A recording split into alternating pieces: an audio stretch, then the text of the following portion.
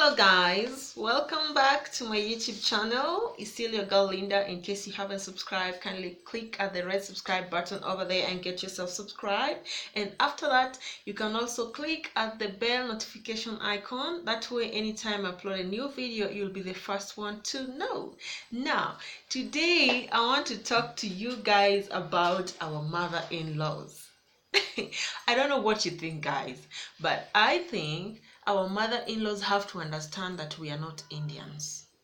I was prompted to do this video because I was watching a certain movie yesterday. It's called, all these movies these days, all these Nollywood movies, sometimes they don't even have a real name. They just say, okay, this one is called, if you're newly married, blah, blah, blah, or something like that, yes? And so in this movie, there was this mother-in-law who was staying with the newlyweds, and she's just choking the lady. You know what I mean? She wants her to adopt to all the kind of things they've been doing in that house before she got married, and she's just not ready to adjust. The lady is not ready to adjust either. Okay, so one thing we have to know, we are Africans, we are not Indians. So let's not pretend that you'll come to my house and you want to start dictating to me things to do. If there's a newly married couple, mother-in-laws, kindly allow them to find their way. Even you, when you got married, your mother-in-law did not follow you to your husband's house, did she? She allowed you to find your way. Even if they married someone who doesn't know how to cook, she'll find her way. If they married someone who doesn't know how to clean, she'll find her way. Just allow them find their way. Children find their way, and it's a growing process, and every day is a learning process. You cannot come to someone's house who is newly married and you want to push them. You want to teach them what time to wake up, what to cook for breakfast, what to cook for lunch, what to cook for dinner, how to serve it. It doesn't work that way.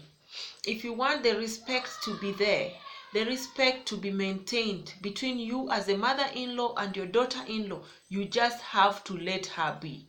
Let her find her way. Let her learn her way around the house. Let her learn how to run her house on her own. If there's any adjustment to be made, her husband will tell her what to do. Her husband will tell her what to adjust on. Her husband will teach her what to do and what not to do, and not you, if you want peace to reign. Because believe me, you mother-in-law over there looking at me, even if you mean well, us as ladies will not believe you mean well. We'll believe you're dictating us. We'll believe you don't trust that we are good enough for your son. You don't trust that we are capable enough to handle our own home. We'll feel squeezed. We'll feel like we are choked in that house. And that way, we'll keep having problems. We'll keep having emotional outbursts. We'll keep being rude to you. We'll keep seeming arrogant. And maybe that is not even the case. Probably we are not even arrogant in real life.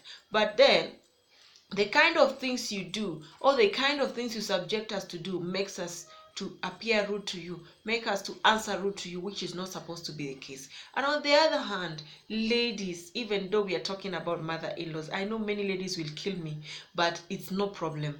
It's just my opinion, all right? Ladies, we really have to try and be nice to your mother-in-law, even if you don't like her that much.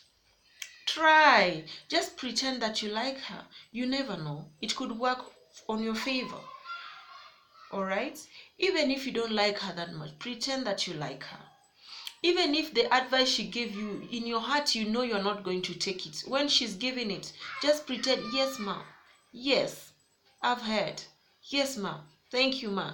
But when she takes off, you do what you think is right. Don't show her outrightly that you disagree, that you don't like it. No. That way, peace will not be there. But if you pretend, even when you travel to the village, squeeze something small, buy her maybe a pair of shoes or a pair of wrapper. Even if you don't like her, you don't have to like her to gift her. Pretend that you're nice. Then you'll see. Respect is reciprocal.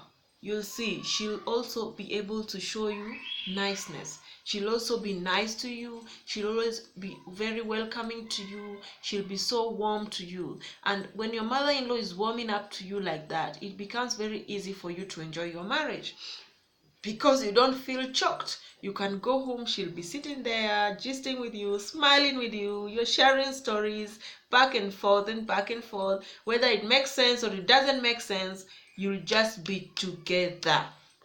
All right. And then ladies, even if you go and get married and you know you don't know how to do something, it's not always wrong to ask.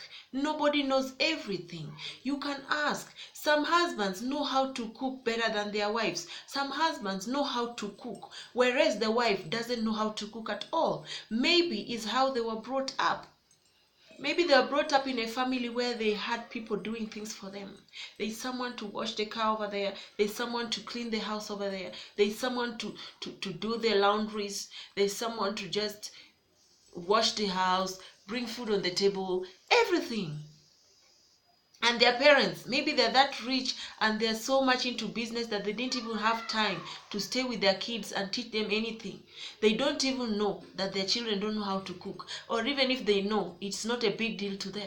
And now when they get married, it's when they meet it there. So if you go and get married and there's something you don't know how to do, kindly ask. There's nothing wrong in asking. Just ask. Say, I don't know how to prepare this. Do you have an idea? And if they teach you, learn. And if you see your husband cooking something that you don't know how to cook, go close to the kitchen. Stand there. Watch as you learn. That is just life. That is how life goes on. It's never that serious. Don't make it to be a headache. Don't make it to bring problems in your marriage just because you can't do this and you can't do that. If you don't know how to clean the house, tell your husband honestly. Where I grew up, we used not to do these kind of things. And since you don't have a house girl, I think you should teach me how to do it. Just teach me. And if you feel you don't want to learn, okay, employ someone to come and do the job for you.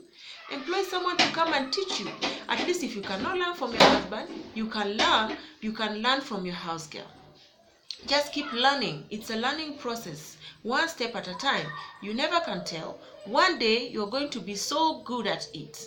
I remember when we were in school, our principal used to say that anything they tell you to do, do it at your best. Even if they tell you to sweep, sweep at your best, so that one day some people will come and say, there was once a sweeper.